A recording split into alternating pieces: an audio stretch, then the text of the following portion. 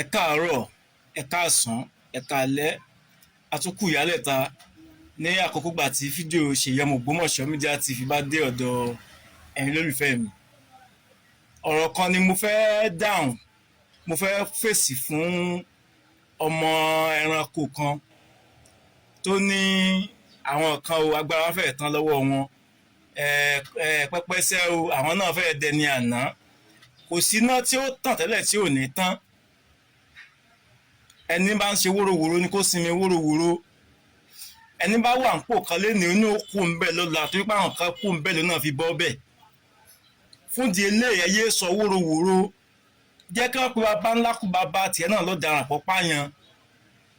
Tí bàbá rẹ bá lóko kó o lè mọ bí nǹkan yẹn ṣe wúwo tó, jẹ́ kí wọ́n pe bàbá rẹ lọ́daràn, jẹ́ kí wọ́n pe bàbá rẹ ní akówó ìjọba jẹ, jẹ́ kí wọ́n pe bàbá rẹ ní kidnapper, jẹ́ kí wọ́n pe bàbá rẹ ní báńdíìtì, kó o wò bóyá náà rí ó dùn wọ́n tó jọmọ gangan. Ṣé o tí irú kọ̀ǹdíṣàn tó dé bá ọ̀gá yín bàbá ti yín o, àìní àkíyèsára àti èmi mo lè wí ló ń kó bá gbogbo yín, torí pé ẹ láìkẹ́ máa dìbrémù àwọn èèyàn, ẹ kì í fọpọlọ ṣe fídíò tẹ bá ń ṣe. Nígbà tó ṣe pé ń tẹ gbé dání yẹn ò yé yín, ẹ ń pera yín journalist, ẹ ń pera yín broadcaster, bọ̀ ẹni tó rọ̀ máwọn nǹkan yẹn ò yé yín, ẹ̀kọ́ àbọ̀ lẹ́kọ́. Tẹ bá kọ́ ẹ̀kọ́ odidi ni ìwọ̀nba lẹ́mọ̀ ṣe wọ́n ràn wọ́n rán mọ́. Tó bá fẹ́ bú ẹni tó jù ẹ lọ, tó lówó jù ẹ lọ, tó nípò jù ẹ lọ, ó ní ọgbọ́n tó lè fi bú tí ò ní mọ̀ pé òun bú òun gan. Ẹni tí ò gbọ́ ìlú tán lu dàǹdàdìndín ìwèrè àtijọ́ fún yóò wọn jó nígbà tí ò gbọ́. So fún di eléyìí, kìí ṣe gbogbo àwa tá a jẹ́ blogger, broadcaster àbí journalist àbí content creator, kò ń ṣe gbogbo wa ni ọpọlọ wa dojú délẹ̀ bíi tiyín. So àwa mọ amòfin tó rọ̀ mọ́ iṣẹ́ tá a gbé dání, má dì fírèmù èèyàn, má bá yẹn lórúkọ jẹ́, má sọ ohun tójú ẹ̀ ò tó, má sọ ohun tó ò mọ̀ ń pa ẹ̀.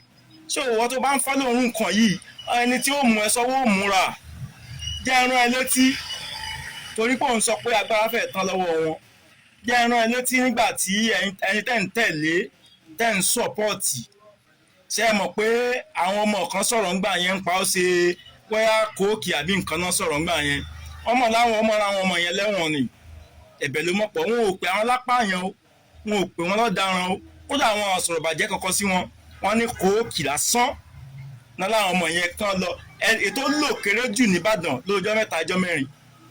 Ẹnìkan wá pín ẹ̀ lápàyàn, ó lọ́daràn ni, ó kówó ìjọba jẹ, kò ṣiṣẹ́ kan, kò ṣàbọ̀ kan, wọ́n wá ní ó mẹ́rìí wá, kò rẹ́rìí mú wá. Àwọn bàbá gan ṣe wọ́n tẹ́ tó ń dùn Ṣèyí Ọmọ Ògbómọ̀ṣọ́ yẹn, wọ́n sì rán lẹ́wọ̀n kan, ti rán lẹ́wọ̀n tí ò ní dé mọ́ pẹ́ẹ́pẹ́, ẹ máa jẹ yín ìṣó náà.